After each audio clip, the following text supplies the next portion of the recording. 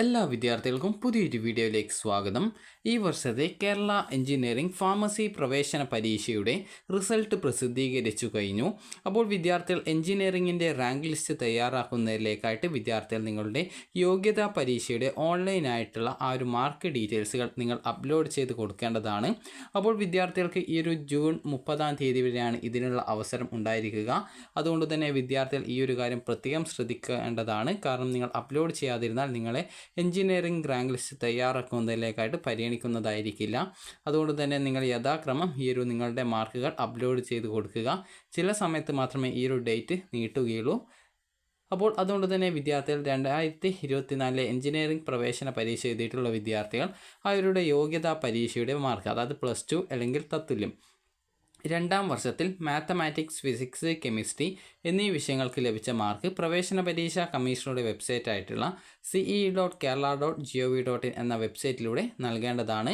Chemistry പഠിച്ചിട്ടില്ലാത്തവരുടെ computer സയൻസിൻ്റെയും കെമിസ്ട്രിയും computer സയൻസും പഠിച്ചിട്ടില്ലാത്തവരുടെ ബയോടെക്നോളജിയുടെയും അതുപോലെ തന്നെ കെമിസ്ട്രി, കമ്പ്യൂട്ടർ സയൻസ്, ബയോടെക്നോളജി എന്നിവ പഠിച്ചിട്ടില്ലാത്തവരുടെ ബയോളജിയുടെയും മാർക്ക് പരിഗണിക്കുന്നതാണ്.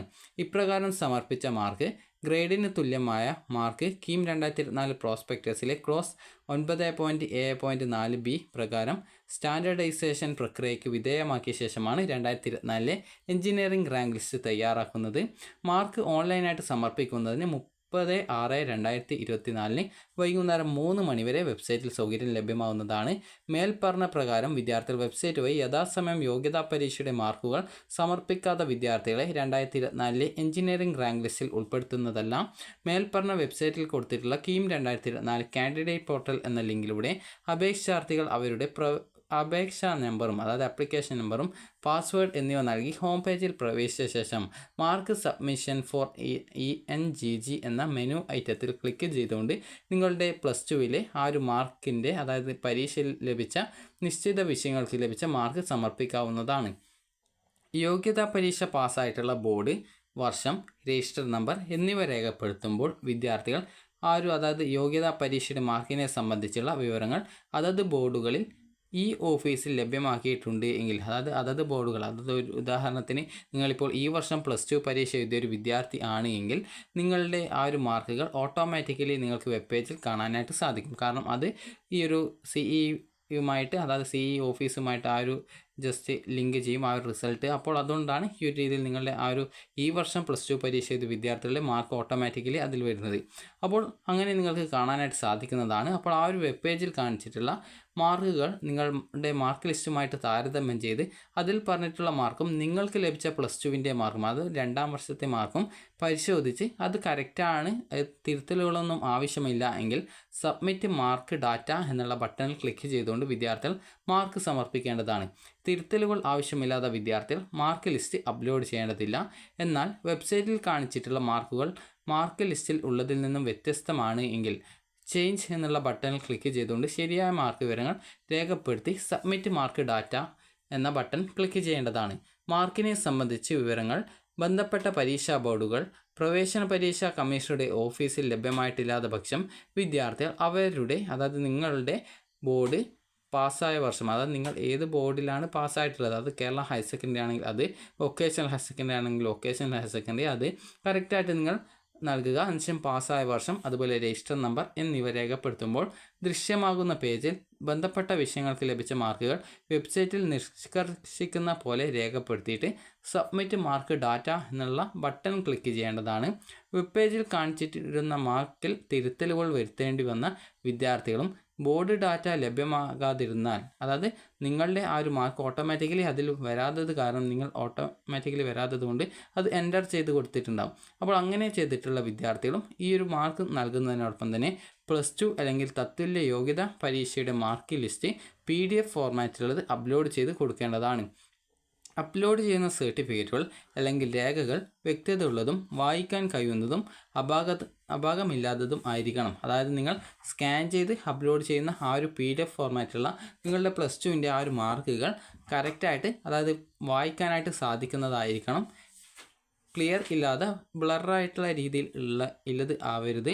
അതുകൊണ്ട് തന്നെ നല്ല ക്ലാരിറ്റിയുള്ള ആ ഒരു PDF തന്നെയാണ് എന്നുള്ളത് നിങ്ങൾ PDF ആക്കിയ ശേഷം കറക്റ്റായിട്ട് മനസ്സിലാക്കുക. അതായത് ആ ഒരു PDF ഓപ്പൺ ചെയ്ത് അത് നിങ്ങൾക്ക് തന്നെ വായിക്കാനായിട്ട് മനസ്സിലാവുന്നുണ്ടോ എന്നുള്ള കാര്യം കറക്റ്റായിട്ട് മനസ്സിലാക്കി ആ ഒരു ക്ലിയർ ആയിട്ടുള്ള PDF ആണ് നിങ്ങൾ അപ്ലോഡ് ചെയ്ത് കൊടുക്കേണ്ടത്. ഇനി മാർക്ക് സബ്മിഷൻ കൺഫർമേഷൻ റിപ്പോർട്ട് എന്താണ് എന്നുള്ളതാണ്.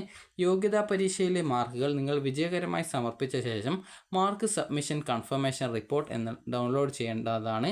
അപ്പോൾ അത് ഡൗൺലോഡ് ചെയ്ത് നിങ്ങൾക്ക് സോഫ്റ്റ് കോപ്പി എന്ന് പറഞ്ഞാൽ നിങ്ങൾക്ക് PDF ആയിട്ട് ഫോൺ സൂക്ഷിച്ച് വെക്കാം, ഹാർഡ് കോപ്പി ആയിട്ടോ നിങ്ങൾ സൂക്ഷിച്ച് വെക്കേണ്ടതാണ്. ഇത് ജസ്റ്റ് പ്രിൻ്റ് ഔട്ട് എടുത്ത് വെക്കുന്നതായിരിക്കും നല്ലത്. കാരണം നിങ്ങൾ സോഫ്റ്റ് കോപ്പിയായി സൂക്ഷിച്ച് വെക്കുകയാണെങ്കിൽ അത് ഡിലീറ്റ് ചെയ്യപ്പെടാനൊക്കെ സാധ്യതയുണ്ട്, അല്ലെങ്കിൽ ഫോണിൽ നിന്ന് അഥവാ ഡിലീറ്റ് ആയി പോകാനൊക്കെ സാധ്യതയുണ്ട്. അപ്പോൾ അതുകൊണ്ട് തന്നെ വിദ്യാർത്ഥികൾ അത് പ്രിൻ്റ് ഔട്ട് എടുത്ത് സൂക്ഷിച്ച് വെക്കുക. അപ്പോൾ വെബ് പേജിൽ കാണിച്ചിരിക്കുന്ന മാർക്കിൽ നിങ്ങൾ തിരുത്തലുകൾ വരുത്തേണ്ടി വന്ന വിദ്യാർത്ഥികളും അതുപോലെ തന്നെ ബോർഡ് ഡാറ്റ ലഭ്യമല്ലാതിരുന്നതിനാൽ മാർക്കുകൾ രേഖപ്പെടുത്തേണ്ടി വന്നവരും +2 മാർക്ക് ലിസ്റ്റ് അപ്ലോഡ് ചെയ്താൽ മാത്രമാണ് നിങ്ങൾക്ക് അതായത് മാർക്ക് സബ്മിഷൻ കൺഫർമേഷൻ റിപ്പോർട്ട് ലഭ്യമാവുകയുള്ളൂ. മാർക്ക് സബ്മിഷൻ കൺഫർമേഷൻ റിപ്പോർട്ട് അല്ലെങ്കിൽ +2ൻ്റെ മാർക്ക് ഷീറ്റ് എന്നിവ പ്രവേശന പരീക്ഷാ കമ്മീഷണറുടെ ഓഫീസിലേക്ക് അയക്കാൻ പാടുള്ളതല്ല. അതുപോലെ എഞ്ചിനീയറിംഗ് റാങ്ക് ലിസ്റ്റ് തയ്യാറാക്കുന്നതിലേക്കായിട്ട് അപേക്ഷ സമർപ്പിക്കുന്ന +2 മാർക്ക്, പരീക്ഷാ ബോർഡ്, ഓരോ വിഷയത്തിനും ലഭിച്ച മാർക്ക്, പരമാവധി മാർക്ക്, ഓരോ വിഷയവും പാസ്സായ വർഷം എന്നിവ അഡ്മിഷൻ സമയത്ത് പരിശോധനയ്ക്ക് വിധേയമാക്കുന്നതാണ്.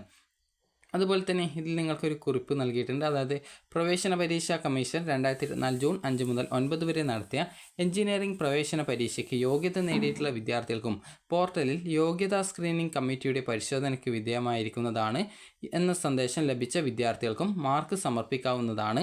എന്നാൽ പ്രോസ്പെക്ടസ് ക്ലോസ് 9.A.1 I പ്രകാരം പ്രവേശന പരീക്ഷയ്ക്ക് നിശ്ചിത യോഗ്യത നേടുന്നവരെ മാത്രം ഉൾപ്പെടുത്തിയായിരിക്കും എഞ്ചിനീയറിംഗ് റാങ്ക് ലിസ്റ്റ് തയ്യാറാക്കുന്നത്. പ്രോസ്പെക്ടസ് ക്ലോസ് 9.A.4 പ്രകാരം തയ്യാറാക്കുന്ന റാങ്ക് പട്ടികയിൽ ഉൾപ്പെടുകയും ക്ലോസ് 6 പ്രകാരം നിശ്ചിത യോഗ്യത നേടുകയും ചെയ്തവർക്ക് മാത്രമായിരിക്കും പ്രവേശനത്തിന് അർഹതയുണ്ടായിരിക്കുന്നത്. എന്തെങ്കിലും ഡൗട്ട് ഉണ്ടെങ്കിൽ ഈ ഒരു നമ്പറിൽ കോൺടാക്റ്റ് ചെയ്യാവുന്നതാണ്.